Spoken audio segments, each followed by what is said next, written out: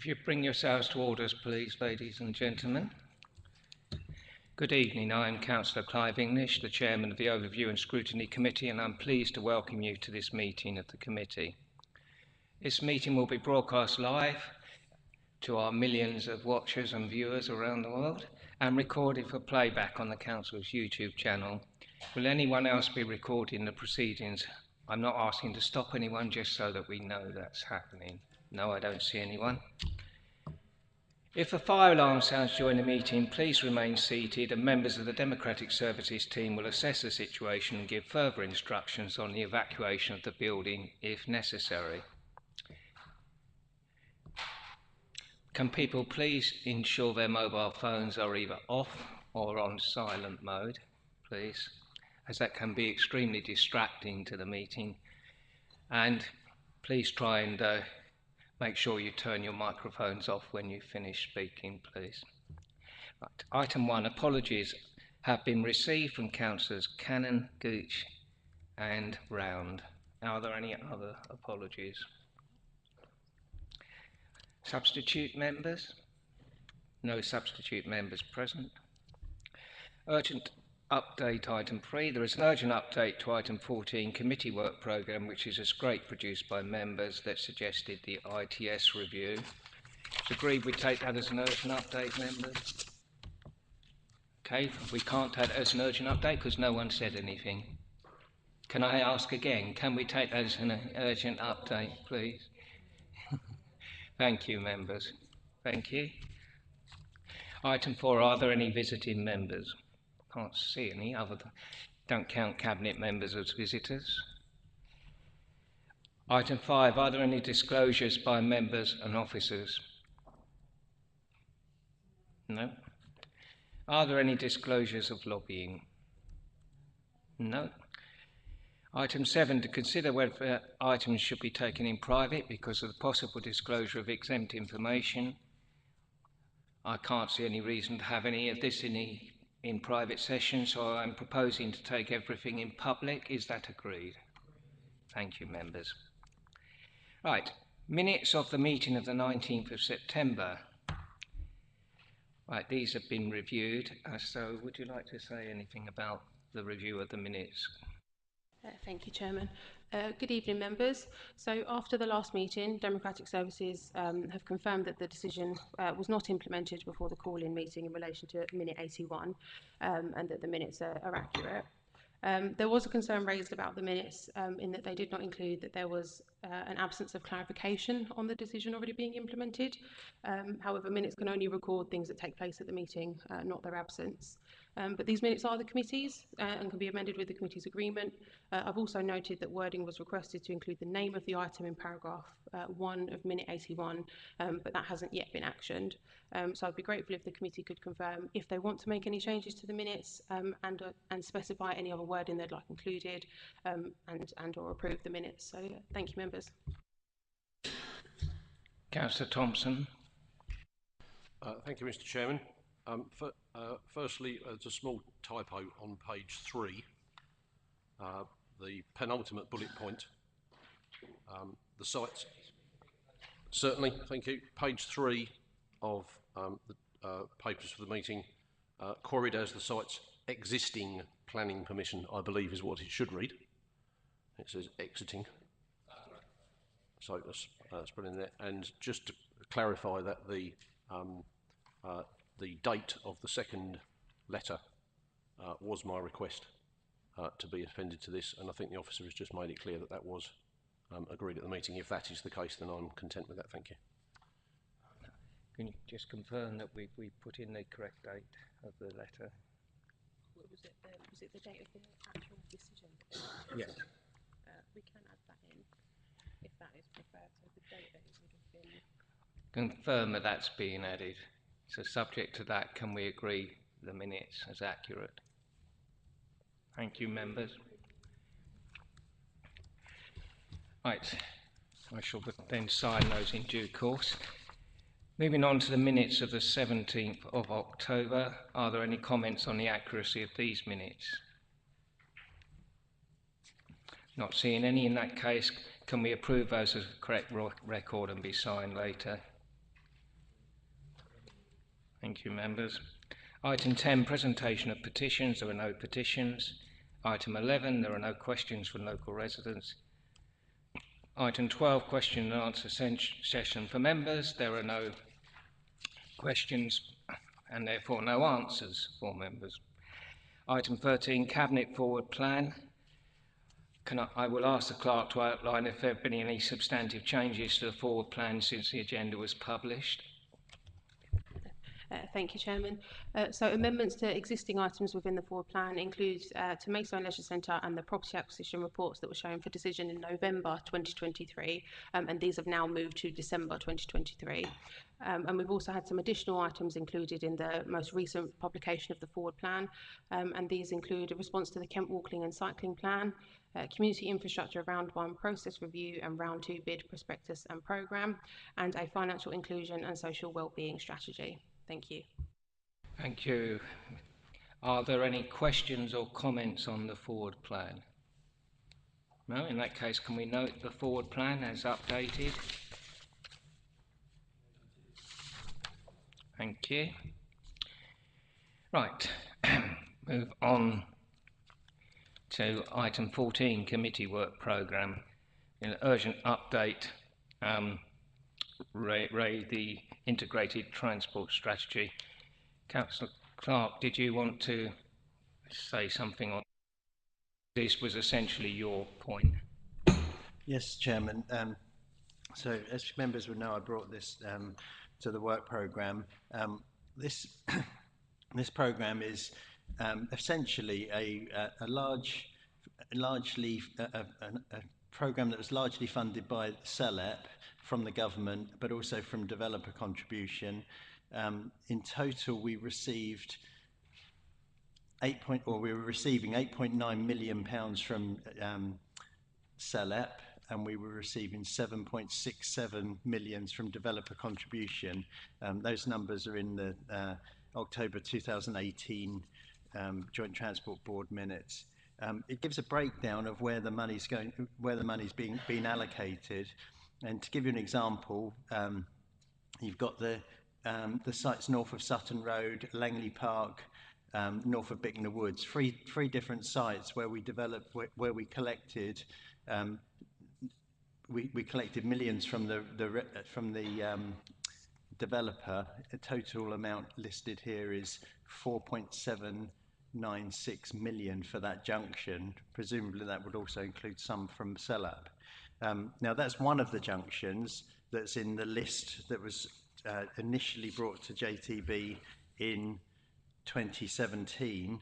The junctions identified were Sutton Road Junction with Willington Street, London Road Junction with Willington Street, Sutton Road Junction with A229 Lewes Road, Wheatsheaf Junction, A229 Lewes Road Junction with Cripple Street, Borton Lane, A229 Lewes Road Junction with Armstrong Road Parkway, London Road Junction with Hermitage Lane, M20 Junction 5, B2246 Hermitage Lane Junction with St Andrews Road, A20 Carlisle Roundabout, A26 Tunbridge Road Junction with Fountain Lane. Now, earlier we had a discussion in the strategic planning review in Maidstone, which was on the 14th of December 2015, leading up to the adoption of the local plan, to remove the references to closure of Cranbourne Avenue, and that was agreed cross-party at Maidstone. That then went on to JTB on the 22nd of February 2016, and that was agreed at JTB to remove those references to closure of Cranbourne Avenue. And ultimately that's how the local plan was modified in 2000, as it was adopted in 2017, with those references removed. Now, when we went through the whole programme for the adopted local plan that, as I say, was adopted in 2017, the inspector had sight of all of these schemes, the funding for them, what we were planning to do, and he was able to consider that mitigation against the extensive housing in the local plan. Councillor Clark, can you possibly say what you actually want us to do, rather than going through the entire Sure. history of Okay. the local plan for the last 5 years, which I'm sure we're all familiar with. Well, essentially, Maidstone owns the local plan. We've had it signed off by an inspector. KCC has been responsible to this point in delivery, and for instance, we're learning that some of these junctions are falling by the wayside. My concern is that Maidstone has not taken ownership of the local plan process when it comes to traffic mitigation, and I feel that the delays, the lack of delivery is something which has entirely been directed by KCC, albeit we have an advisory committee where MBC members are part of the discussion, but it is an advisory committee, and I feel that we should be scrutinising what's going on with the ITS, given the amount of funding that's involved and given that the delivery target has been missed. And all that we've actually delivered is closure of Cranbourne Avenue, which is very unpopular with residents, and Armstrong Road, when we had a very large package with, as I say, 8.9 million collected from CELEP, which will now be significantly lower than that given inflation, and the fact we haven't delivered it, and 7.67 from developers. That's why I'm bringing it here. I brought the urgent update as a framework for the proposal. Yeah, I'll come back to that in a minute. Councillor Cooper, can I ask you a question as the Cabinet member for the relevant area? What is the proposed timescale for the Cabinet to be reviewing itself, the integrated transport strategy? What is your timetable? Because I know that you were looking at reviewing some of the seal structure, but so if you haven't reviewed the integrated transport strategy in connection with that, it's going to be quite hard to look at that, which sort of goes across into what Councillor Clark was saying. January. So we are anticipating adoption of the emerging local plan review in January, and my colleagues within the strategic planning team and the chief executive of the council agree that it would be premature to embark on a large scale piece of work until that process is complete. So I envisage that in January, when adoption occurs, the very next day we will begin work reviewing ITS, Mr. Chairman. So if the scrutiny committee wanted to get involved in pre-scrutiny, which is within our remit, in terms of that timetable, what would you suggest as a Cabinet member would be the most appropriate, helpful time slot for us to do? Because we want to be helpful to the administration. Perhaps the Chief Executive could assist on that point as well, or instead of. Okay, so just to reiterate the sequence, I know January has just been mentioned. Our advice is that to review the ITS before the local plan has been adopted would be unhelpful. So whether it's January or February when adoption occurs. So that's the first point I would like to make. The second point is to draw attention to some information that was contained in a report that went to the Cabinet on the 6th of September. The primary purpose of that report was to seek agreement to this Council's response to the local transport framework that Kent County Council were consulting on at the time. And I make reference to that for a variety of reasons, but the main one being that the responsibility for transport strategy sits with the upper tier authority. Obviously, it's important for us to have a Maidstone element to that in order to complement the local plan and also set out the wider transport aspirations for the borough. So I just wanted to make that link. In the report, it suggested some next steps for what we would do. And that had a number of principles and suggested that there would be some research and discovery work prior to any further consideration by the Cabinet. So I'm struggling slightly to understand what would be pre-decision scrutiny if we've got that phase of research and discovery. You might want to add to that, or you might want to participate in that process, but I don't think we're at the point of pre-decision scrutiny yet. If I could just remind members of what was said in the report. And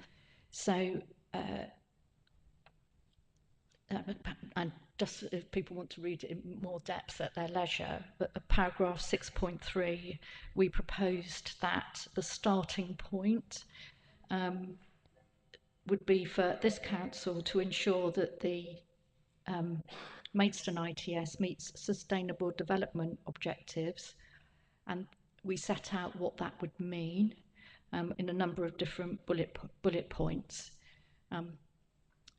Those bullet points were based on the sustainable development objectives of the UN, so I'm hoping that that gives a broad enough framework for members to work with. So that's the intention as the first steps at an appropriate point after the local plan, hopefully, has completed its adoption process. And I'm happy to provide any clarification or further information arising from what I've just said. Thank you.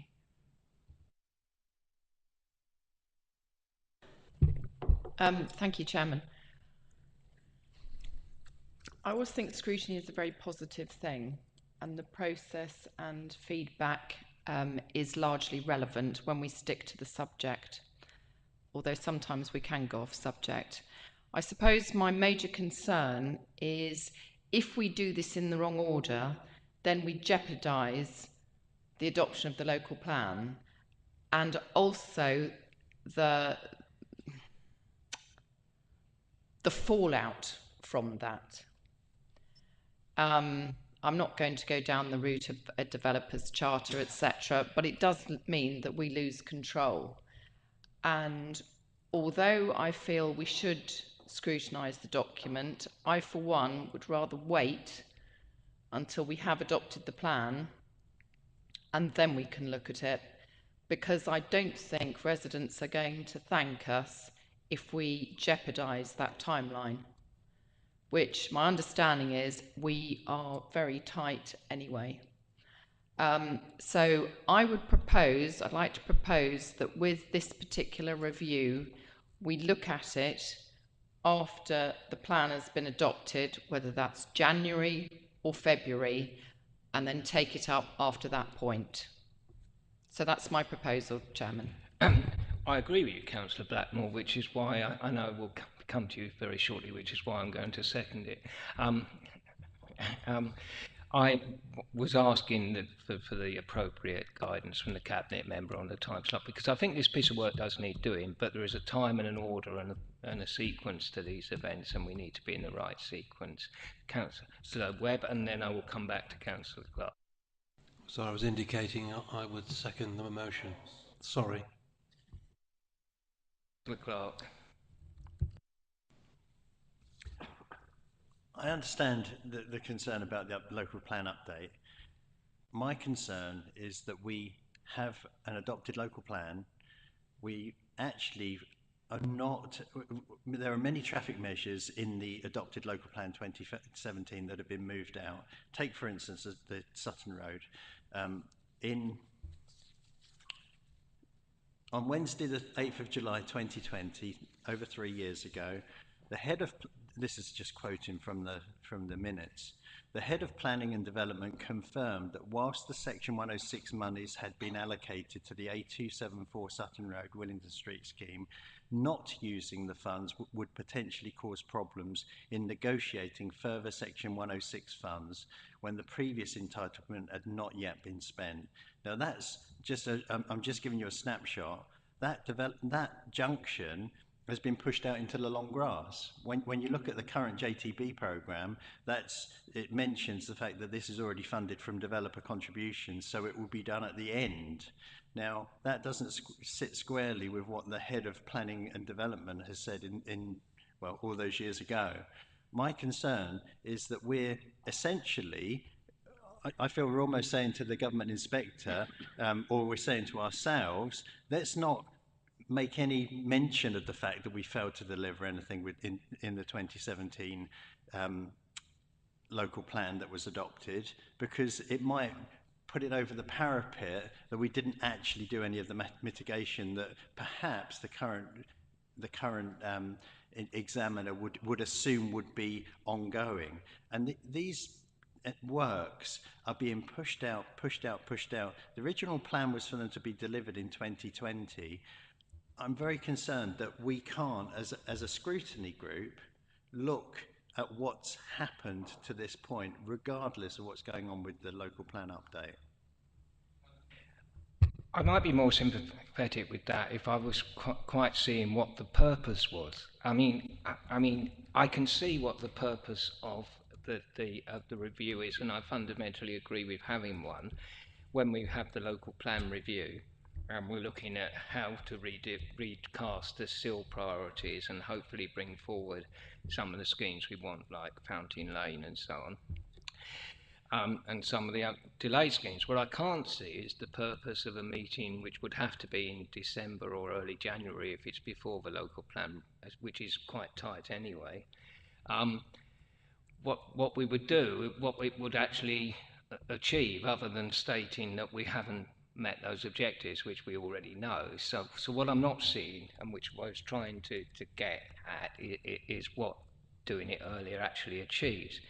As far as I can see, it doesn't, but we do achieve anything particular except a lot of sort of renting of rags and lamentations, which is good for the soul, and probably good for our journey into the afterlife, but probably not necessarily going to be very productive. So my personal view is, unless I hear a very, very good reason from someone in the next 2 minutes as to what that review would actually achieve, is that we go forward with an agreed review in February, probably February, assuming the timescale is, if it happens to be January, because the local plan review gets through quicker, it'll be earlier, won't it? So, and we can hope for that maybe, but so I'm going to move to the vote on the proposition as it's been proposed and seconded, unless anyone else wishes to. So all those in. Oh, can I recap the motion? Can I just clarify? So are we moving forward with this, yeah, as submitted to this board? Yes, just the only thing. Yes, but the difference is the timing is going to be post the local plan review adoption. So yes, I think that's a reasonable proposition, and that is what has been proposed and seconded. All those in favour of moving forward on that timetable? Thank you. That's everyone. Thank you very much. And thank you for your helpful comments, Councillor Cooper and Mrs. Bloom. We now move on to the next item, which I am going to ask Councillor Cooper to introduce briefly, as it is effectively his reply to the committee. So if you don't mind, Paul. Mr. Chairman, thank you very much. I don't have a huge amount to add, really, other than what's on the papers. All I think it might be worth mentioning through you, Mr. Chairman, to the committee is that you, Councillor Burton, and I met about 3 months ago now to discuss the officer's comments to the scrape, and hopefully to give a little bit of context and to make some amendments where possible. So going through, I'm not going to go through the document piece line by line, you'll be pleased to know. There are a number of actions which they agreed, which hopefully people are quite content with here. There are a number also which say, in bold print, not agreed. However, on a number of those, there is a little bit of context, and there are some sort of alternative methods that we might be able to use, which perhaps aren't exactly what was asked of us, but achieve the same or a very similar end for a different means. And there were a few things which unfortunately were somewhat unworkable once I discussed them with strategic planning. I'm happy to take any questions, Mr. Chairman. What's on here, and I'm delighted that Councillor Garton is also here because some of it refers to his portfolio. So the more questions on to him and not to me, the better. But thank you. Are there any questions from members on the scrape that has come back to us from the Cabinet? No, I'll kick off by an observation. I think the response we have in front of us is not perfect by any means from the point of view of the Scrutiny Committee. What I would like to say is that I feel personally that it is better than the response that went originally to the Cabinet. Now, I would like to thank Councillor Cooper in particular for facilitating a discussion where we were able to pursue some of the points which perhaps had not got over to the Cabinet in the original paper, and some progress has been made.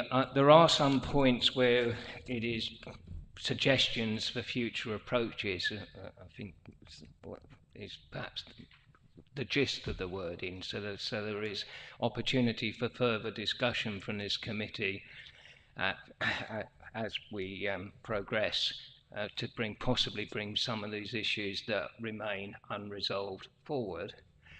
So it's not as if the door has been closed on some of those things where agreement has not been reached.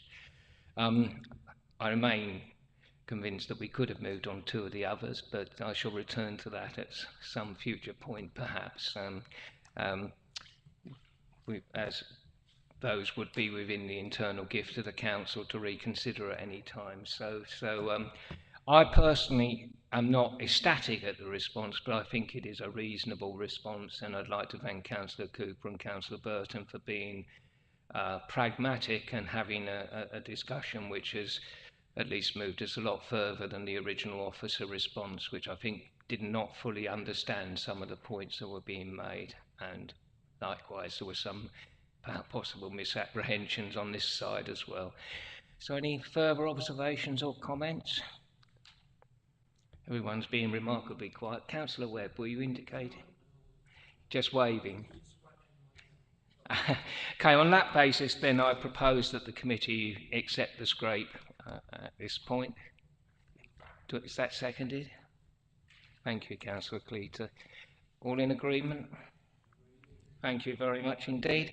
And thank you once again, Councillor Cooper, for being thoroughly helpful in this matter. Feel free to stay or go as you like.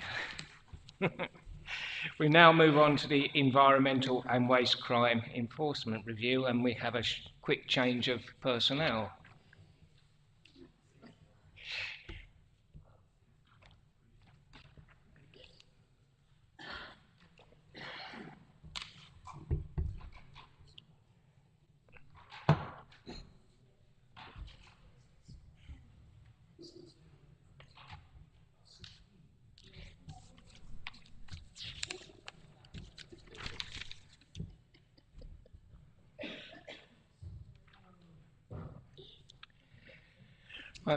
May I first of all thank you all for your patience for waiting whilst other matters were discussed.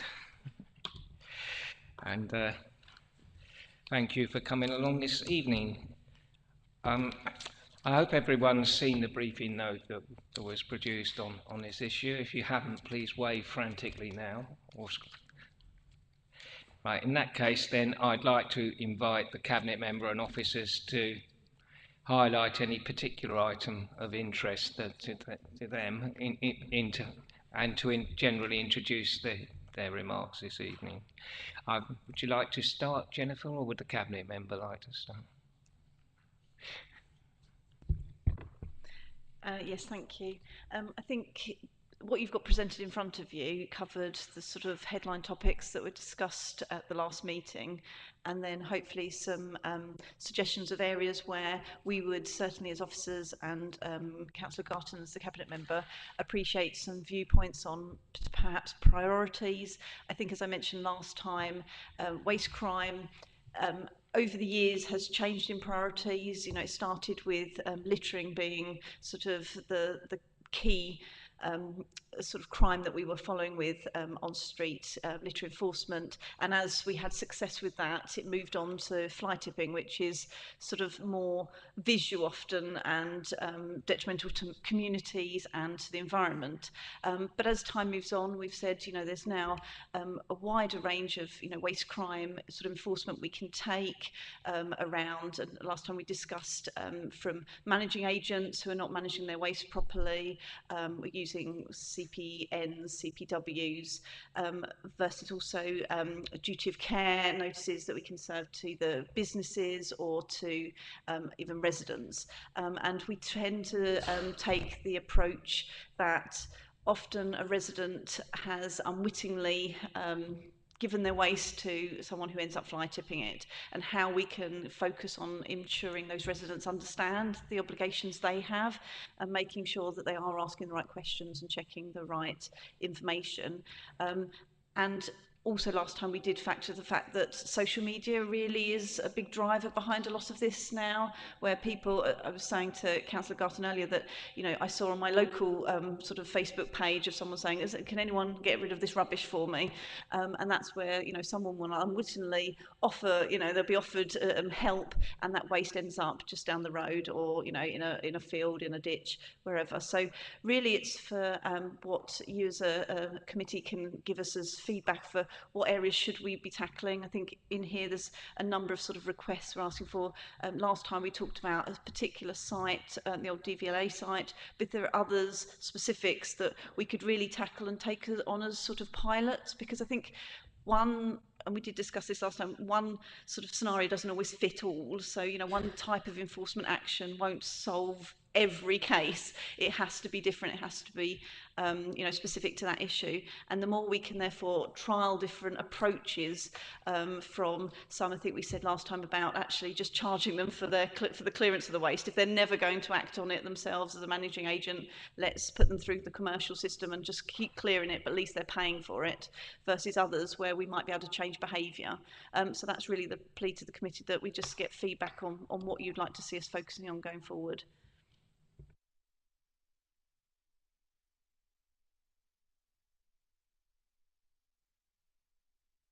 Sorry, my microphone went up. Thank you very much. Any immediate questions or comments on that? Although I would say there does seem to be a merit in trialling particular approaches in different areas to see what would work, and certainly in my own ward, High Street ward, we'd certainly be very, very keen to assist you with any trials that you want to undertake. It's an area that's quite diverse in terms of its demography, street layout and so on, so I was imagining it would give you an opportunity for some to run fairly different trials in relatively close geographical proximity, which might mean you could do, you know, save a lot of travelling time between trial sites. But Councillor Blackmore. I think Councillor Cleater was way ahead of me.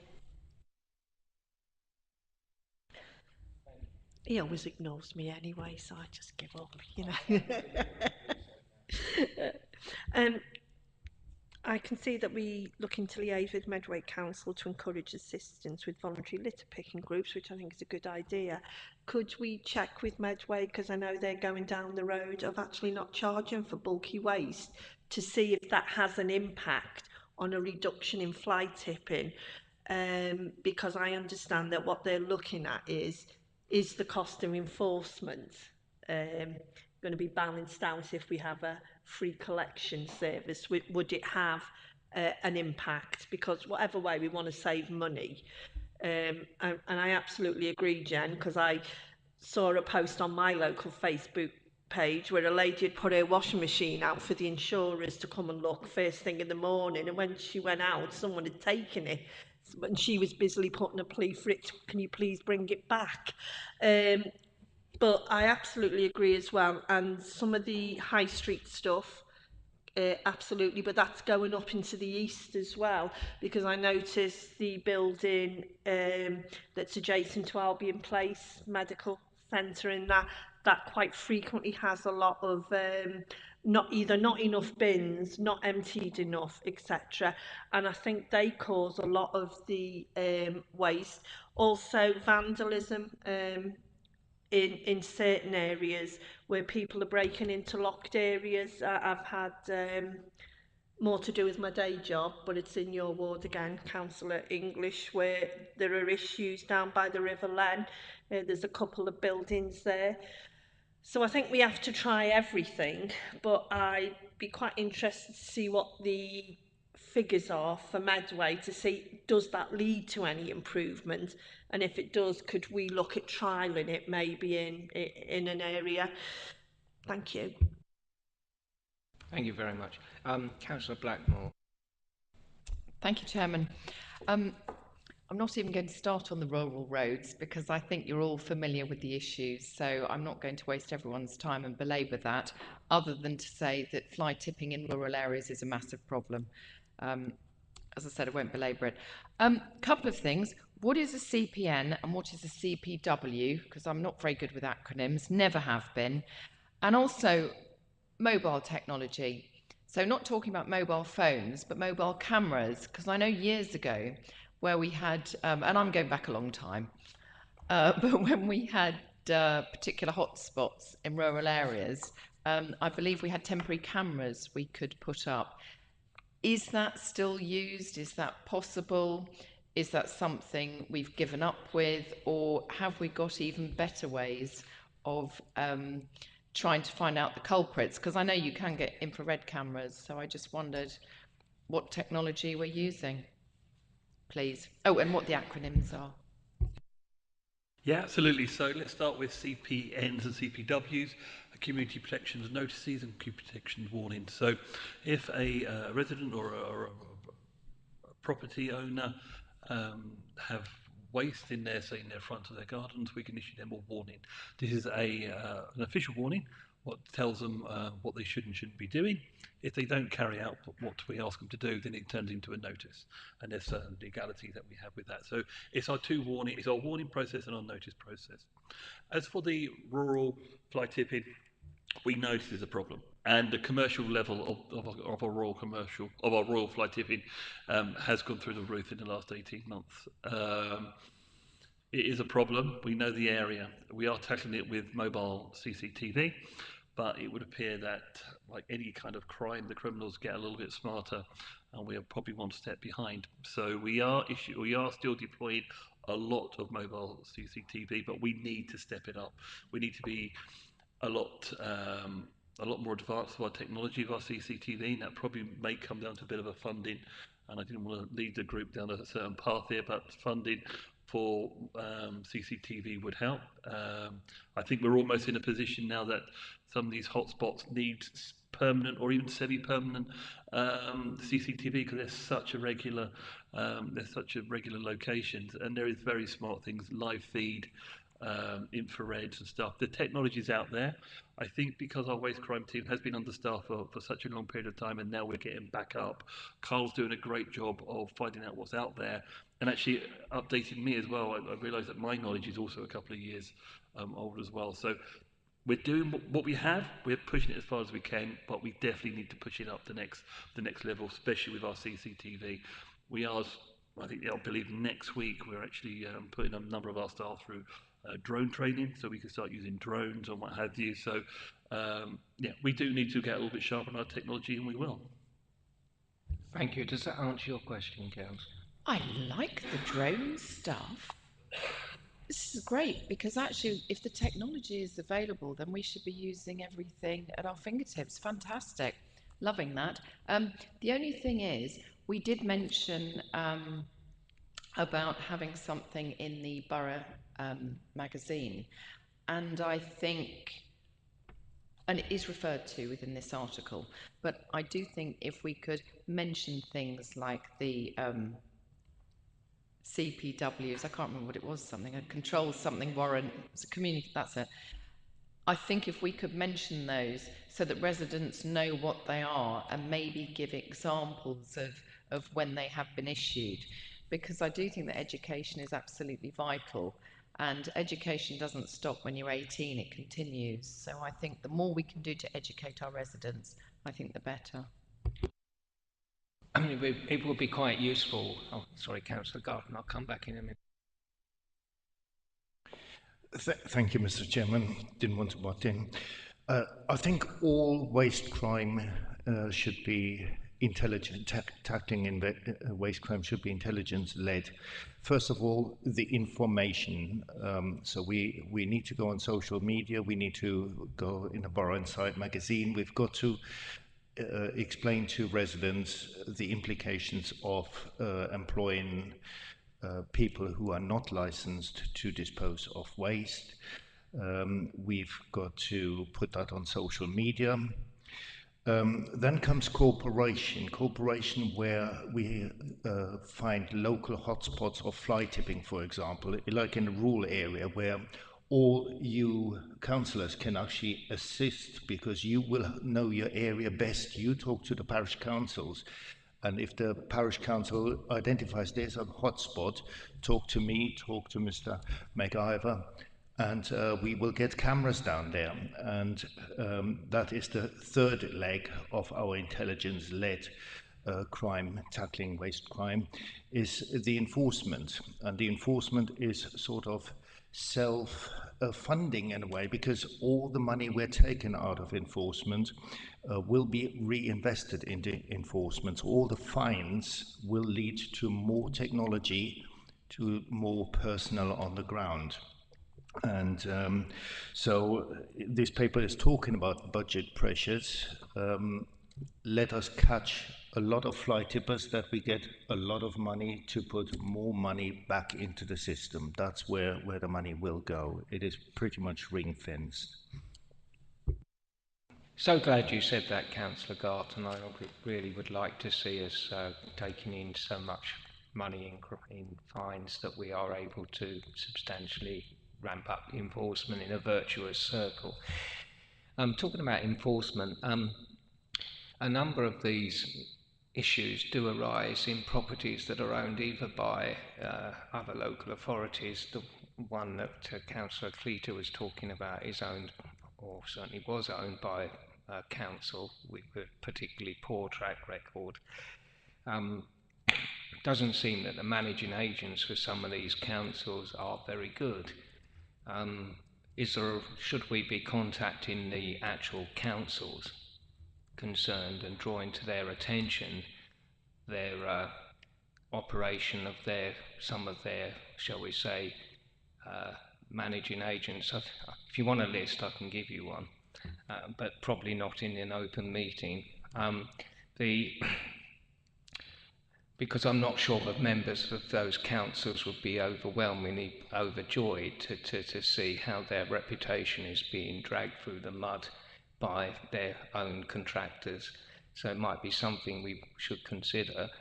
Secondly, is there a role between your department and the private sector housing officer when looking, and housing department, in looking at the regulation of some of these sites, some of which are owned by private landlords, some of which are owned by other local authorities, some of which are HMOs?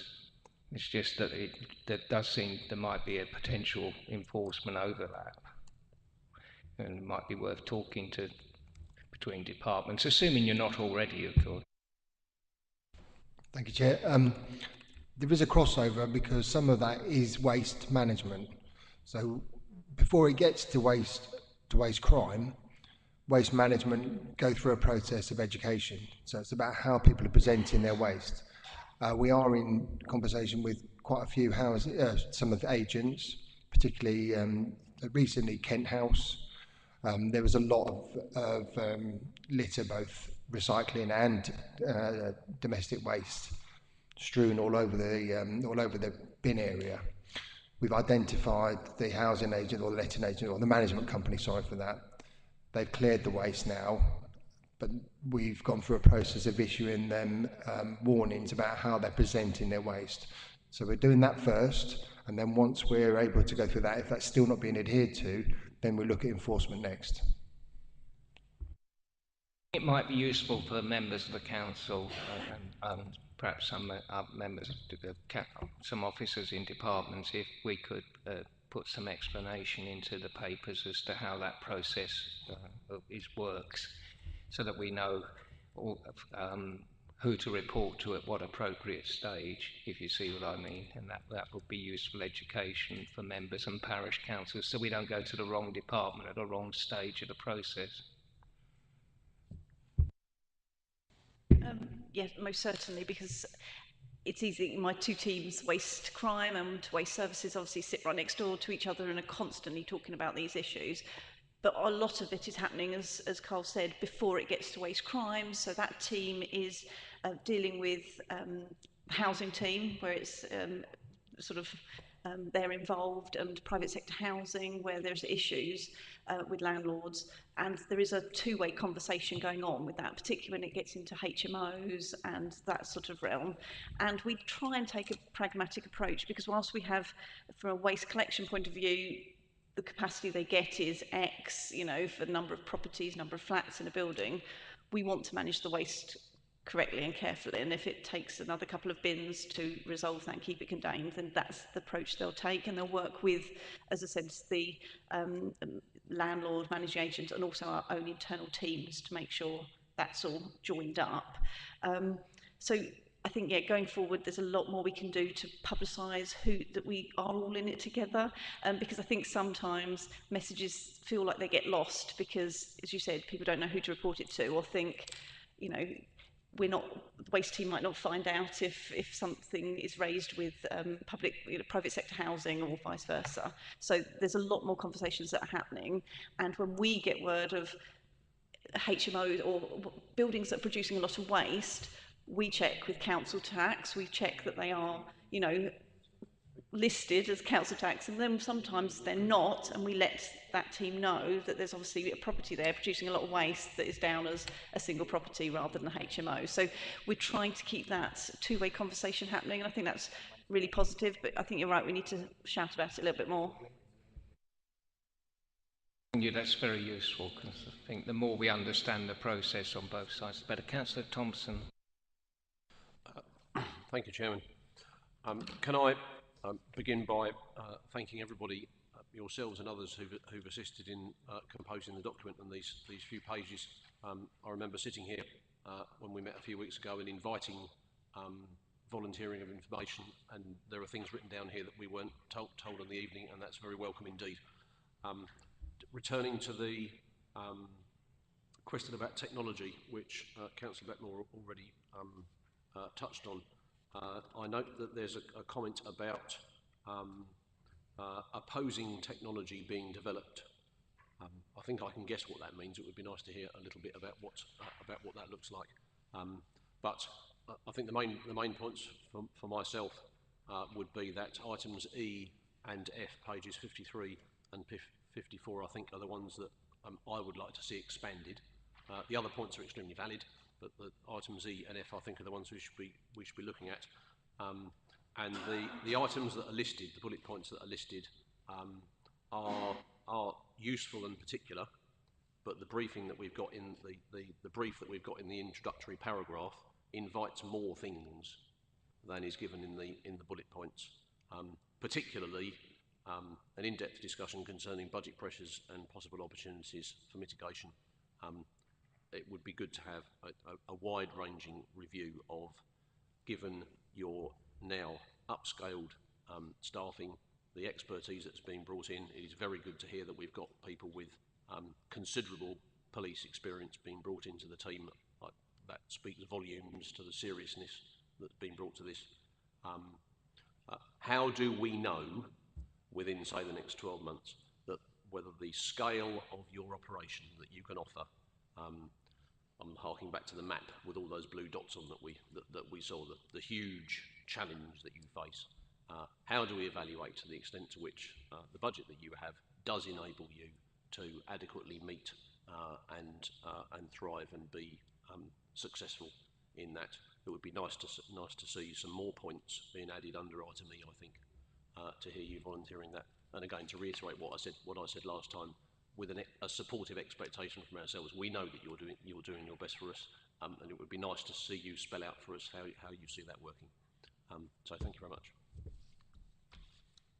Ms. Councillor Galton, how are we going to recognise success? I think is the question. Starting with what you said about opposing technologies. Now, I would not like to discuss that too much in an open forum because it is cat and mouse game here. It's us installing cameras and then thieves stealing the cameras. So I think we'll be very, very happy to have a hearing or workshop or small briefing or tour at the depot where interested councillors come around and actually get some more insight in the technology. I'm more than happy, and I'm sure the team will be very happy to arrange something like that. And I think that goes for your other questions as well. If you want a briefing, please let me know or let Ms. Stevens know, and we will arrange a members' briefing, demonstration, discussion about waste crime and the technicalities. I think that would be very, very informative and useful, and you're very sensible not to put too much of that in the public domain.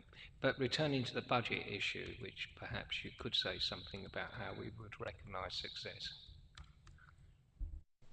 Again, as I said, the more waste criminals we catch, the more money we get, the more money we can invest. So it obviously depends how the current members of the team can use the intelligence and the technology available to catch criminals, catch fly tippers, and then expand from there. Again, the meeting which I suggested can discuss that, can see where we are at the moment and what the prospects are of realistic enforcement and being and remaining self-sustained, and to expand the team. So it sounds like you're going to be quite ambitious in terms of, enforcement, which has not always been, shall we say, for whatever reason, the approach in the past. That sounds good. Any further questions on that point? Councillor Clark, I think. Oh, no. Mine's more generic. As I think we've exhausted that point anyway, please feel free to. Thank you, Chairman. With social media, we all belong to community groups. Numerous times I've seen people say, I've got something to collect, does anyone know somebody that will take care of waste? And often I will reply, unless people have already come in, and say, be sure to be working with somebody that has a waste carrier license. My sort of question is, on the other side of that, as you go down a thread that's got sort of 20 responses, there are usually several people that say, I'll do it. And I'm just thinking, if somebody's sitting at home and they're a bit tight for cash and they think, well, actually, I've got a van, I could go out there, 30 quid, throw the contents down Stalbridge Lane or whatever. Do you actually do anything which is very targeted to the people that respond to social media in that way, where you can actually follow up with who those people are? We have done in the past, previously, so where we become aware of someone, we will do checks on their waste carrier's licence, for example. Unfortunately, usually it's really easy for people to get waste carrier's licence. They are reviewing it at the moment to look at actually having a competency to be able to have a waste carrier's licence, which, so in order to operate a waste disposal site, for example, you have to have certificates of professional competency that you've actually been through proper training and can handle waste. Waste carrier's licence, unfortunately, you go to the EA, you pay your money and you get your waste carrier's licence, and most of them are getting sort of on board with that they can look very legal. So it's very difficult, and we found, I think we've said before, we do a lot of police operations, joint police operations, and the more and more people we now stop do have the right paperwork to show I can carry waste. It's then what they go and do with it. It doesn't mean that just because you have a waste carrier's licence, it doesn't necessarily mean that you then go and do the right thing. So it's then the next step of checking, or if they've got, usually we try and stop people that've got waste on board, because then they should have that duty of care of where they picked it up from, where they're taking it from, and we can tackle them that way. It is one of the areas going forward. I think I mentioned last time, and it's sort of in here about that social media. It's something I would like us to create is a waste crime team entity on social media. So we're replying not as individuals, and the council gets a lot of obviously social media posts. It's hard for the council as a whole to keep up with replying to all of those. But actually, if the waste crime team can have its own entity on social media with sort of visual, almost adverty type things that can be put straight into those posts, so we're there, and then yes, having some officer time to be able to go and do some of those checks. But as I said, quite often on the first instance, they're not breaking any rules because they've got a waste carriers license, so they can pick it up.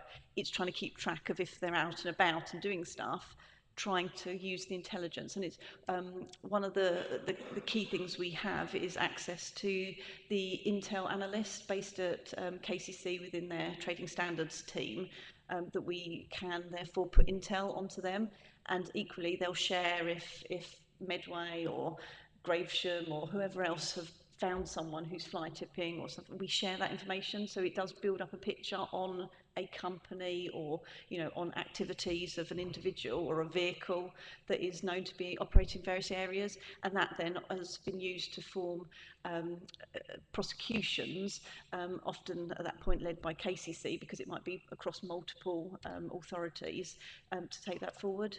So yeah, there's a lot of sharing of information and trying to track it, but you sort of have to be on the ground to catch them with the waste on their vehicle to be able to do much. Thank you. That's very informative. Councillor Clark, you want to come back? Thank you. That was very helpful. I do have a couple of other points also, though, if I could just, if you'll allow me to. First of all, I've seen, there's one particular development near me where there was a problem where a resident was putting the sofas and the like and detritus out, and the team was very, very good at taking care of that, actually. So well done.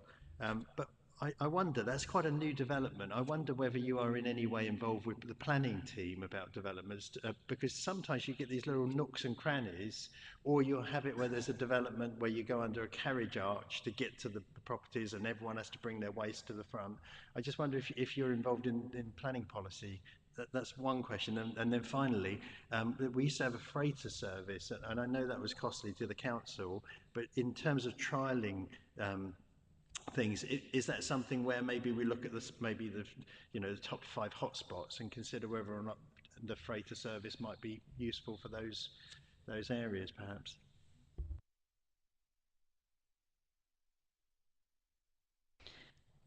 Yeah, so planning policy, absolutely. We get approached on planning applications, particularly the larger ones. I think it's above 10 properties. The team get the plans at that stage to comment on. We do have a developer's guide as well as what they should have, shouldn't have. It is hit and miss, I have to say, and it's something that was raised, I think, through obviously overview and scrutiny last year as part of the waste review, to look at it. Archways or access where bins are having to be pulled out does create points where people bring rubbish. If we then don't collect it, it stays there and nobody comes back and gets it, and then we're on to the managing agent or whoever. So we do have that in place. I would say it's still work in progress to try and get it more into the conditions of planning, so that they have got a bin store that is large enough for all the different bins, and that there aren't sort of access issues that mean people are presenting it, because our sort of standard is, if it's an individual house, it should have individual bins that person then takes full responsibility on. The issues we have where it is communal, no one takes responsibility on it. One resident can ruin it for absolutely everybody. That one resident who chucks a sofa in the bin store and we can't get the bins out of, that ruins it for everybody. And so it is an ongoing battle, and the waste team are very much on to managing agents to tackle those issues. But yeah, if we can get to them earlier, and so we are still working with planning to try and make it a little bit more of a requirement and a condition rather than sort of guidance as it currently is. And then with regard to the second point, apologies that I wince at the mention of the Saturday freighter service, because it was a very painful service that we provided. I can see the benefit for residents, absolutely, but the freighter service goes against all legislation and everything to promote recycling. Everything went to landfill because we took bulky items, we took garden waste, we took everything, and it absolutely went to landfill, cost us a fortune, and it just didn't meet the requirements of what we need to do. And as that goes forward, it's only going to be greater on what we need to separate for recycling. However, under the new waste contract, we are working with Suez to look at a reuse and recycling sort of roadshow, I want to call it, rather than freighter. So something that can go out, do a bit of education, and potentially take small electronic items or textiles and small items that could be recycled or reused. And they're working also with Demelza House to try and get the reuse stuff up and running. So there could be something, but I don't think we want to go back to the days of just picking everything up, because again, we're in breach of our requirements to recycle and separate all those items. And I know we touched on bulky waste going into tips. Obviously, the government have said that, the HWRCs are going to no longer be able to charge for certain DIY waste and stuff that currently they charge for. I understand from KCC we should get an update on that imminently, and I suspect they will offer free collections at the household waste recycling centres for those items, which should help as well, because it gives people that option to take their DIY and sort of bulky waste to a tip to dispose of for free, whereas currently they were having to sort of pay for those items. Thank you. Any further questions? Councillor Thompson. Thank you very much for your remarks about the liaison with Medway Council in one particular regard. I dare say that people that fly tip aren't particularly bothered where one district boundary starts and ends. They probably go across boundaries. Be ridiculous to suggest anything else. Could you also reflect after this as to what economies of scale and partnership might be possible? I know some other areas of the council, I believe we partner with Swale in some other areas of the council. Is that something that perhaps you could also reflect on and give us a brief listing for the next time that we look at this, to think about whether or not perhaps you can tell us about things that have already happened, or whether there's an opportunity that you would like to see some energy put into and a partnership given some more energy. Thank you.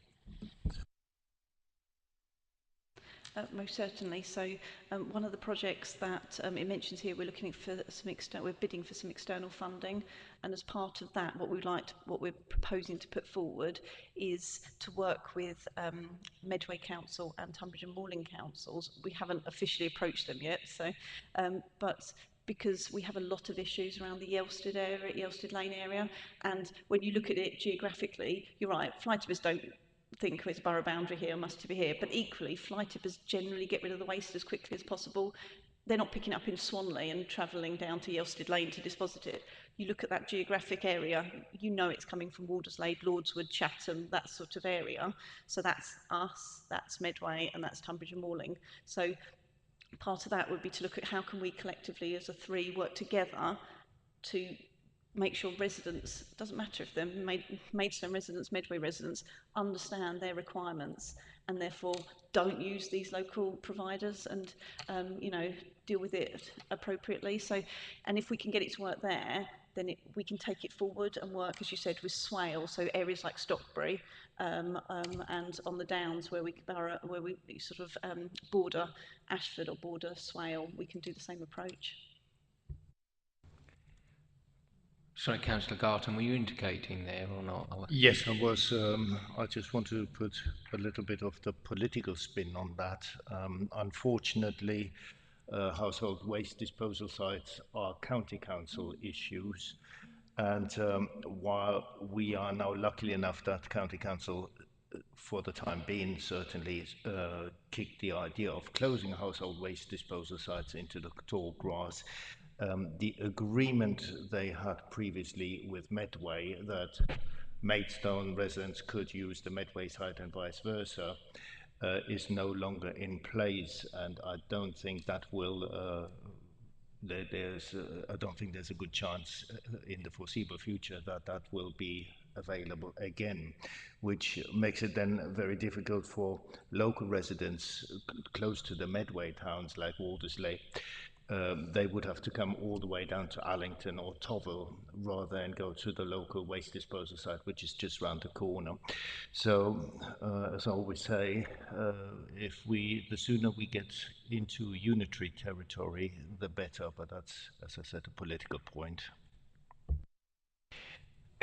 Well, that may or may not happen, but probably not in a short enough time scale to impact on us for a few years. So during which time we're going to have the problem at least. You've talked about the external funding bid, and very good luck with that in terms of staffing. In terms, are there external funding sources or which one can use for equipment or capital expenditure as well? I notice here it talks about the a fund that's available to support the street cleansing team and ask questions about equipment funds for the waste crime team. So either internally within the council or through external funding, how are you seeking to address that? Yes, and unfortunately, since this was prepared, we've had feedback that the external funding can't support staff. So, whilst it mentioned revenue funding, it was purely for materials and communications. So, we know it can't support that. However, as mentioned in here, yes, we have capital funding that comes from our own capital pot, and I think the intention is we'll find out whether we'll be successful in this external funding, and if not, then a capital bid would need to be put forward for something in the region of probably 20,000 in year one, and then maybe down to 10,000 for the following 2 years. So have a sort of a 3-year programme, and then it links back in with the question we were asked earlier about how do you monitor and make sure the success that can then be linked. So previously we've presented reports probably every 2 to 3 years on the waste crime team to then obviously communities, housing, environment, that would now be obviously HHE, around, you know, this is what we spent on technology, this is what we've done, this is what's come in, and this is sort of the end result, and then this is what we plan for the next cycle. So I would suggest perhaps we consider something similar that we present to committee, and then obviously for cabinet member, around that sort of success of what that looks like, and linked in with the request for the capital funding to support the equipment. With regarding to staff, obviously that's going to be a harder challenge, but as Councillor Garton's already said, you know, we bring the money in from the fines, that can then be a supporting going forward for increased staff. Thank you. That's music to the ears of some of us, I think, who've been looking for, shall we say, a more aggressive approach for some time. If that's the right word. Proactive might be a better way of putting it. Hopefully it works. Going back to what we were talking about, social media and branding, I think it's definitely right to have a more, shall we say, obvious branding of in terms of the social media response. I don't know about the public, but certainly if I was a criminal, I'd be more worried about something called the Waste Crime Team than I would be about something called Maidstone Borough Council or a general officer from Maidstone Borough Council. Certainly sounds more, sharper. And so I think that branding, in terms of both perception by malefactors and the general public, is probably a good thing. A lot of this is about the perception of, am I likely to get caught, isn't it? Councillor Garton. Indeed, Mr. Chairman, it is all about intelligence. So if we are finding a pile of waste, we go through it, we can identify the householder, we go to the householder, we said, who did you employ? Did they have a waste carrier's license, yes or no? We can then possibly follow up to the person who did do the fly tipping actually do the fly tipping plus the householder, we find both of them that brings in a lot of money into our kitty, the householder, and the fly tipper. And once we put that on social media, that should be a decent deterrent. So the more we get of those three-way approaches, the better. And I leave that all in the trusted hands of Mr. MacGyver to use all the intelligence available. Okay. Would anyone like to add anything else at this point? No? Maureen, were you indicating? I'm not sure. A while ago, but there you go. I take on Councillor Galton's point about Medway and Kent, but they are two significant councils who have very significant deficits at the moment. And we do have on this authority people who are twin hazard. I think we shouldn't rule out trying to approach again to come up with a sensible solution for both councils to actually look at allowing people to use the waste sites, because otherwise we'll all be spending individual councils' money chasing people when actually there may be a solution that could lower the rate of fly tipping. So I don't think we should rule it out, but I think we should begin approaching, because there's been some significant movement at Kent County Council at least in regards to household waste and recycling centres. So I think we just need to keep pushing at that as well, because all authorities are short of money at the moment. So I'll get Simon over there to text someone.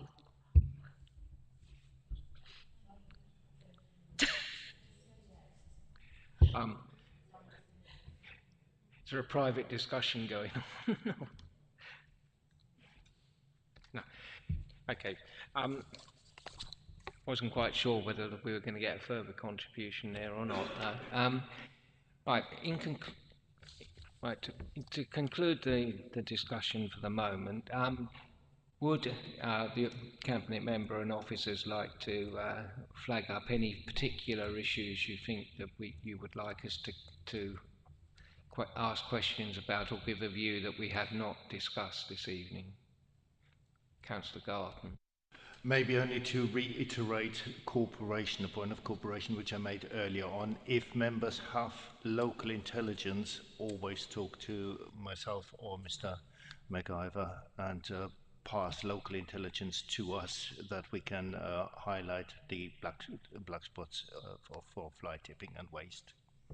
I'm sure it would be very helpful in terms of pilot projects if members could bring forward particularly sites that they think are reasonably contained, shall we say, but are suffering from particular issues. It would be particularly useful, I think, if we, in terms of the pilots that were being discussed, if members could identify some of those problematic sites. I would say, in terms of what was raised about Medway Council and Kent County Council, although it may or may not do any good, what do members think about trying to urge them to, shall we say, reconsider their position on the charges for residents from other authorities as it's been raised? Okay, Councillor Blackmore, and then I'll come to Councillor Stockton. I think it's fair to say I doubt that the county council will listen, but I don't think we'd be doing our job if we didn't make representation again and again and again, because I do think it is quite important. And it seems crazy if you've got a tip half a mile round the corner and you've got to drive all the way across town. Where's the incentive to get rid of it properly? I agree. So I think the committee agrees, but Councillor Garton before.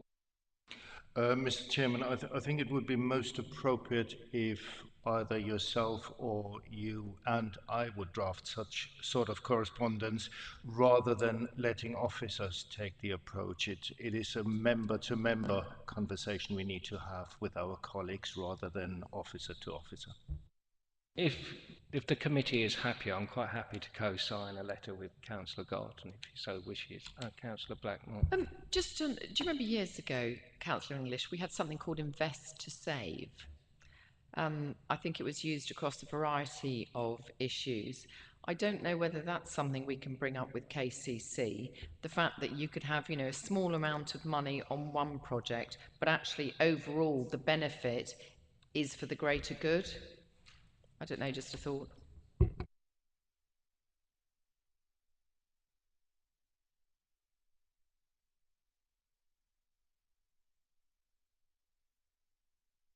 I think that might be worth mentioning, that it is effectively that sort of situation, because if Kent County Council are going to, or Medway are going to save a little money on the tips, but they end up spending 3 times as much on picking up fly tipping, it's the sort of opposite of investor save, isn't it? So it is a very fair point. Councillor Thompson. Thank you, Mr. Chairman. So I think Councillor Garton might have anticipated what I was about to say. I'm not sure precisely what you were referring to, but just to clarify, you indicated that you were inviting intelligence from members. That may or may not have been what you just said that you were going to draft with the chairman, to raise to all borough councillors the open communication routes, who to email, who to telephone, in what circumstances. That point first, you may have mentioned it, or you might have been talking about the relationship with Medway, which I would also like to see happen. Just to reiterate, I suggested that Councillor English and I should approach Medway and KCC by letter. As far as the intelligence is concerned, you as ward members, talking to your residents, talking to the parish councils, if you have particular intelligence about waste crime hotspots, fly tipping hotspots, etc., let that be known to Mr. McIver and his team. Can I encourage you to communicate with all ward members to invite them to do that, because they won't all be party to today's proceedings? I can happily send out an email to all ward members. Yep. Thank you. In conclusion, and can I ask members to agree that we do jointly send that letter? Thank you, members. Finally, item F on page 54, did members or officers have any particular comment on subsection 1 on prioritisation of tasks? I didn't. I think actually it's a fairly... it's not something that's actually prioritisable. If the officers and the council actually need to do some of all of this, because you start with educating people, like with new developments, and then you move to enforcement, and you communicate that you've done the enforcement. So I'm not quite sure there's a stage here you can actually leave out. But if I'm getting this wrong, and there is some percentage or weighting I'm missing, please do let me know. I think you're exactly right. I think that's what we wanted to hear. But I know in the past there's been viewpoints that we shouldn't be looking at education at all. It should be really hard line, zero tolerance, you just go straight in. And on some occasions that is the approach. And I think, the officers, the team we have, understand where it's appropriate to apply, an education. And we've talked about sometimes, a resident who's just made a really obvious mistake but really tries to help us catch the fly tipper, then why would we take the really hard line with them? Because ultimately we want the fly tipper, we don't want the resident. But if we've got a resident who could tell us but is refusing to cooperate, then the duty of care is the approach we'll take. So I think you're exactly right, we want to do all of this. It was just an opening that up to say, are we wrong in all of these? Are we missing anything? Are there things we should be doing less of? But I think this covers everything. But yeah, in the past we've gone back and forth. It should be all education and less enforcement, or it should be all enforcement, no education. And I think it is a balance, is what we're trying to achieve. No, I think you're right. In the past, and I think I've sort of alluded to it twice before in this meeting, we were pretty much just doing the education and then not moving on to the enforcement. I think that was wrong. But equally, I think, leaving aside anything else, I think we'd have a risk of magistrates' courts and other people's thinking that we were acting inappropriately if we went straight to enforcement without any efforts at education whatsoever. that we would actually be making the enforcement quite difficult, leaving aside the other ethical issues and the fact it might not be the most practicable method anyway. So I think personally that you've got that all of these elements are necessary.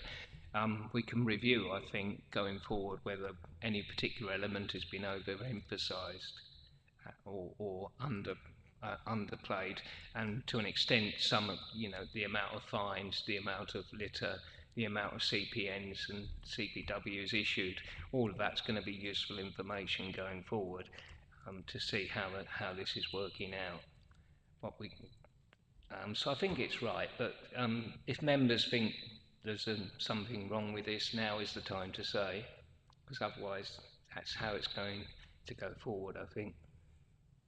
I'm not seeing any wild dissent, so I think we're on the right path. Are there any final concluding remarks today? Otherwise, I'll thank everyone for what I think is a very helpful discussion, and hopefully we can move forward. I'm sure that members do want to take up Councillor Garton's offer of a workshop on the technology. I think that would be very, very informative. Thank you.